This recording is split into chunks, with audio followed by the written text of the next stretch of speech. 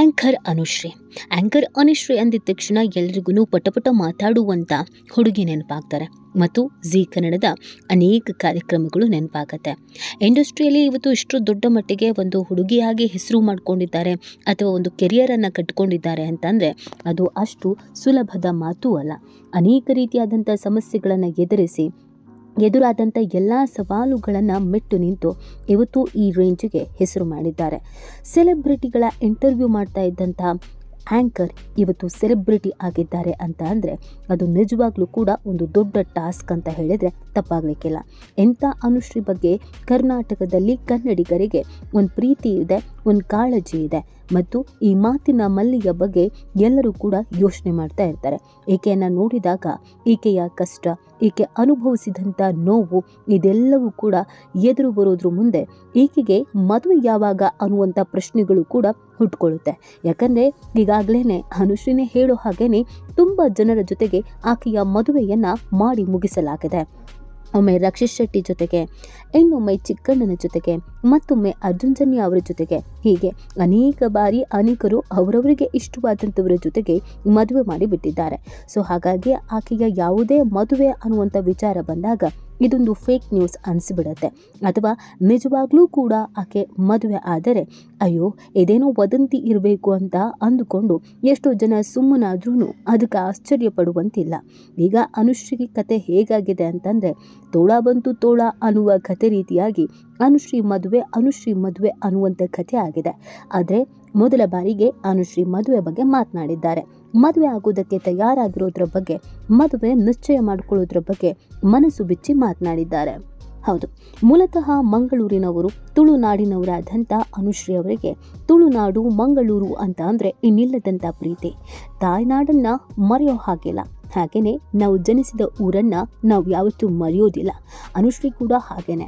ಜೀವ ಕೊಟ್ಟಂಥ ಊರು ಮಂಗಳೂರು, ಜೀವನ ಕೊಟ್ಟಂಥ ಊರು ಬೆಂಗಳೂರು. ಎರಡೂ ಕಡೆಗೂ ಹೊಂದ್ಕೊಂಡಿರುವಂಥ ಅನುಶ್ರೀಗೆ ಎಲ್ಲರೂ ಮಂಗಳೂರಿನ ಹುಡುಗಿ, ಮಂಗಳೂರಿನ ಮಗಳು ಅಂತಾನೆ ಕರೀತಾರೆ. ಸೊ ಮಂಗಳೂರಿನಲ್ಲಿ ವಿಶೇಷವಾದಂಥ ಒಂದು ಪ್ರೀತಿಯನ್ನು ಅನುಶ್ರೀ ಗಳಿಸ್ಕೊಂಡಿದ್ದಾರೆ. ಇದೇ ಅನುಶ್ರೀ ಇದೀಗ ಮಂಗಳೂರಿಗೆ ಹೋಗಿದ್ರು. ಈ ಸಂದರ್ಭದಲ್ಲಿ ಯೂಟ್ಯೂಬ್ ಚಾನಲ್ ಒಂದಕ್ಕೆ ತಮ್ಮ ಇಂಟರ್ವ್ಯೂವನ್ನು ಕೊಟ್ಟಿದ್ದಾರೆ. ಈ ಇಂಟರ್ವ್ಯೂನಲ್ಲಿ ಮದುವೆಯ ವಿಚಾರವನ್ನು ಸ್ವತಃ ಅವರೇ ಬಹಿರಂಗಪಡಿಸಿದ್ದಾರೆ. ನಾನು ಮದುವೆ ಆಗೋದಕ್ಕೆ ರೆಡಿ ಆಗಿದ್ದೀನಿ, ಮದುವೆ ಆಗೋದಕ್ಕೆ ನಿರ್ಧರಿಸಿದ್ದೀನಿ, ಮದುವೆ ನಿಶ್ಚಯ ಮಾಡ್ಕೊಳ್ತೀನಿ ಅನ್ನುವಂಥ ವಿಚಾರವನ್ನು ಹೇಳಿದ್ದಾರೆ. ಮದುವೆ ಹುಡುಗನ ಬಗ್ಗೆ ಕೂಡ ಮನಸ್ಸು ಬಿಚ್ಚಿ ಮಾತನಾಡಿದ್ದಾರೆ. ಹೌದು, ಎಂದಿನಂತೆಯೇ ಆ ಇಂಟರ್ವ್ಯೂನಲ್ಲಿ ನಿಮ್ಮ ಮದುವೆ ಯಾವಾಗ ಅಂತ ಕೇಳಲಾಯಿತು. ಯಾಕಂದರೆ ಕೆರಿಯರ್ನಲ್ಲಿ ಸಕ್ಸಸ್ಸನ್ನು ನೋಡಿದ್ದಾರೆ, ಈಗಾಗಲೇ ಮನೆ ತಗೊಂಡಿದ್ದಾರೆ, ಕಾರ್ ಇದೆ, ಜೀವನ ನಡೆಸೋದಕ್ಕೆ ಏನೇನು ಬೇಕೋ ಅದೆಲ್ಲವೂ ಕೂಡ ಇದೆ.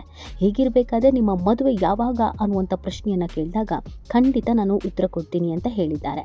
ಇಲ್ಲಿವರೆಗೂ ಅನೇಕರ ಜೊತೆಗೆ ನನಗೆ ಮದುವೆ ಮಾಡಿಸಿದ್ದೀರಾ, ಆದರೆ ನಾನೇ ಹೇಳ್ತಾ ಇದ್ದೀನಿ ನನ್ನ ಮದುವೆ ಆಗಿಲ್ಲ. ಆದರೆ ಈಗ ಮದುವೆ ಆಗೋದಕ್ಕೆ ನಾನು ರೆಡಿ ಇದ್ದೀನಿ. ಈ ಹಿಂದೆ ನಾನು ಖಂಡಿತವಾಗಿಯೂ ಯಾವುದೇ ಕಾರಣಕ್ಕೂ ಈ ಜನ್ಮದಲ್ಲಿಗೆ ಮದುವೆ ಆಗೋದು ಬೇಡ ಅನ್ನೋದನ್ನು ನಿರ್ಧರಿಸಿದೆ. ಯಾಕಂದರೆ ನನ್ನ ತಂದೆ ತಾಯಿಯ ಮದುವೆಯ ಬಂಧನ ನನಗೆ ಎನ್ನಿಲ್ಲದಂಥ ಡಿಸ್ಟರ್ಬನ್ನು ಮಾಡಿತ್ತು. ಇಬ್ಬರು ಮದುವೆ ಆಗಿದ್ರು, ನಾವಿಬ್ಬರು ಮಕ್ಕಳು ಕೂಡ ಇದ್ವಿ. ಆದರೆ ತಂದೆ ತಾಯಿ ಇದ್ಯಾವುದನ್ನು ನೋಡಲೇ ಇಲ್ಲ. ಅವರಿಬ್ಬರ ಜಗಳ, ಗಲಾಟೆ, ಸಂಸಾರದಲ್ಲಿ ನಮ್ಮ ಅಮ್ಮ ಅನುಭವಿಸಿದಂಥ ನೋವು, ನನ್ನ ತಂದೆ ಮಾಡಿದಂಥ ಮೋಸ ಇದ್ಯಾವುದನ್ನು ಕೂಡ ನನಗೆ ಮರೆಯೋದಕ್ಕೆ ಸಾಧ್ಯವೇ ಆಗಲಿಲ್ಲ. ಅದರಿಂದ ಆಚೆ ಬರೋದಕ್ಕೂ ಕೂಡ ತೀರಾ ಕಷ್ಟ ಆಯಿತು. ಈ ಸಂದರ್ಭದಲ್ಲಿ ನನ್ನ ಕಣ್ಣ ಎದುರೇ ನನ್ನ ತಂದೆ ತಾಯಿಯ ರಿಲೇಷನ್ಶಿಪ್ ಕಿತ್ತು ಹೋಗಿತ್ತು. ಇದನ್ನೆಲ್ಲ ನೋಡಿದ ನನಗೆ ಯಾವುದೇ ಕಾರಣಕ್ಕೂ ನಾನು ಕೂಡ ಮದುವೆ ಆಗೋದು ಬೇಡ. ಮದುವೆ ಆದ ಮೇಲೆ ಈ ಥರದ್ದೆಲ್ಲ ನೋವುಗಳು ಇರುತ್ತೆ. ಗಂಡ ಬಿಟ್ಟು ಹೋಗ್ತಾರೆ ಅಥವಾ ಸಮಸ್ಯೆಯನ್ನು ಎದುರಿಸಬೇಕಾಗತ್ತೆ. ನನ್ನ ತಾಯಿ ರೀತಿ ನನ್ನ ಬದುಕು ಆಗಿಬಿಟ್ರೆ ಕಷ್ಟ ಅಂತ ಅನಿಸುತ್ತೆ. ಹಾಗಾಗಿ ಈ ಮದುವೆ, ಈ ಮಕ್ಕಳು ಇದ್ಯಾವುದರಲ್ಲೂ ಕೂಡ ನನಗೆ ನಂಬಿಕೆ ಅನ್ನೋದೇ ಇರಲಿಲ್ಲ. ಜೀವನದಲ್ಲಿ ಸಂಪೂರ್ಣವಾಗಿ ಸೋತು ಹೋಗಿದ್ದೆ, ಹತಾಶೆಗೆ ಒಳಗಾಗಿದೆ. ಜೀವನ ಕಟ್ಕೊಳ್ಳೋದು ಹೇಗೆ, ತಂದೆಯನ್ನು ಬಿಟ್ಟು ತಾಯಿ ಜೊತೆಗೆ ಇರೋದು ಹೇಗೆ, ತಮ್ಮನನ್ನು ಹೇಗೆ ನಾನು ಬೆಳೆಸಲಿ, ಈ ಎಲ್ಲ ಪ್ರಶ್ನೆಗಳು, ಜೀವನದ ಬಗ್ಗೆ ಆಕಾಂಕ್ಷೆ, ಪ್ರೀತಿ ಎಲ್ಲವೂ ಕೂಡ ಇತ್ತು. ಸೊ ಇದೆಲ್ಲವೂ ನನ್ನ ಕಣ್ಣ ಮುಂದೆ ಇದ್ದಿದ್ದರಿಂದ ನನಗೆ ಆ ಕ್ಷಣಕ್ಕೆ ಅಥವಾ ಆ ದಿನಗಳಲ್ಲಿ ಯಾವುದೇ ಕಾರಣಕ್ಕೂ ಮದುವೆ ಬೇಡ ಅಂತ ಅನಿಸಿತು. ಆದರೆ ಈಗ ಎಲ್ಲವೂ ಅರ್ಥ ಆಗ್ತಾ ಇದೆ. ನಾನು ಯಾವುದೇ ರೀತಿಯಾದಂಥ ವಿಚಾರ ಆಗಲಿ ಅಥವಾ ಸಂದರ್ಭ ಆಗಲಿ ಅಥವಾ ಸಮಯವಾಗಲಿ ಅದನ್ನು ನಿಭಾಯಿಸುವಂಥ ಶಕ್ತಿಯನ್ನು ಹೊಂದಿದ್ದೇನೆ. ಜೀವನದಲ್ಲಿ ಎಲ್ಲವನ್ನೂ ಪಡ್ಕೊಂಡಿದ್ದೇನೆ. ಈಗ ನನಗೆ ನಿಧಾನವಾಗಿ ಎಲ್ಲವೂ ಅರ್ಥ ಆಗ್ತಾ ಇದೆ. ಸೊ ಹೀಗಿರಬೇಕಾದ್ರೆ ನಾನು ಕೂಡ ಮದುವೆ ಆಗಬೇಕು, ಎಲ್ಲರಂತೆಯೇ ಸಂಸಾರ ನಡೆಸಬೇಕು ಅನ್ನುವಂಥ ಮಹದಾಸೆಯನ್ನು ಇಟ್ಕೊಂಡಿದ್ದೀನಿ. ಆದರೆ ಖಂಡಿತವಾಗಿಯೂ ಹೇಳ್ತಾ ಇದ್ದೀನಿ, ನಾನು ಇಲ್ಲಿವರೆಗೂ ಯಾವುದೇ ಹುಡುಗನನ್ನು ನೋಡು ಇಲ್ಲ, ಇಷ್ಟನೂ ಪಟ್ಟಿಲ್ಲ. ನೀವು ಯಾರನ್ನೇ ತೋರಿಸಿದ್ರು ನನಗೆ ಓಕೆ ಅಂತ ಅನ್ನಿಸ್ತಾರೆ ಅಂತ ನಿಮಗೆ ಅನಿಸಿದ್ರೆ, ಅನುಶ್ರೀ ಹುಡುಗನ ಮದುವೆ ಆದರೆ ಚೆನ್ನಾಗಿರ್ತಾರೆ ಅಂತ ನಿಮಗೆ ಅನಿಸಿದ್ರೆ ಖಂಡಿತ ನೀವು ನನಗೆ ಹೇಳಿ. ನಾನು ತಡಮಾಡದೆ ಮದುವೆ ಆಗ್ತೀನಿ. ಆಗಲೇ ಟೈಮ್ ಆಗಿದೆ, ಬೇಗ ಹುಡುಕಿ. ನೀವು ಹುಡುಕಿದ ತಕ್ಷಣ ನಾನು ಮದುವೆ ಆಗಿಬಿಡ್ತೀನಿ ಅಂತ ಅನುಶ್ರೀ ಮನಸ್ಸು ಬಿಚ್ಚಿ ಮಾತನಾಡಿದ್ದಾರೆ. ಎಲ್ಲಿವರೆಗೂ ಮದುವೆ ಅಂತ ಅಂದರೆ ಕಾಮಿಡಿ ಮಾಡ್ತಾ ಇದ್ದವರು ಅಥವಾ ಹಾರಿಕೆಗೆ ಉತ್ತರ ಕೊಡ್ತಿದ್ದವರು ಅಥವಾ ಕೈ ಮುಗಿತಾ ಇದ್ದವರು ಈಗ ಏಕಾಏಕಿಯಾಗಿ ನಾನು ಆಗ್ತೀನಿ ಅಂತ ಹೇಳಿರೋದೆ ಅವರ ಅಭಿಮಾನಿಗಳಿಗೆ ಆಶ್ಚರ್ಯ ತರಿಸಿದೆ. ಸೊ ಈ ಬಾರಿ ಆದರೂ ಸೀರಿಯಸ್ ಆಗಿ ಮದುವೆ ಆಗಲಿ. ಪ್ರತಿ ಬಾರಿಯೂ ಆದಂತೆ ಸುಳ್ಳು ಏನೇನೋ ಆಗೋದು ಬೇಡ ಅನ್ನೋದು ಅವರ ಅಭಿಮಾನಿಗಳ ಆಸೆ ಆಗಿದೆ. ಅನುಶ್ರೀಗೆ ಮದುವೆ ಆಗೋ ಆಸೆ ಆಗಿರುವಂಥ ಹಿನ್ನೆಲೆಯಲ್ಲಿ ಯಾರಾದರೂ ಹುಡುಗರು ಇದ್ದರೆ ಅಪ್ಲಿಕೇಶನ್ ಕೂಡ ಹಾಕ್ಬೋದು ಅಂತ ಎಲ್ಲ ಕಾಲೆಳೆಯೋ ಕೆಲಸವನ್ನು ಕೂಡ ಇದೀಗ ಮಾಡಲಾಗ್ತಾ ಇದೆ.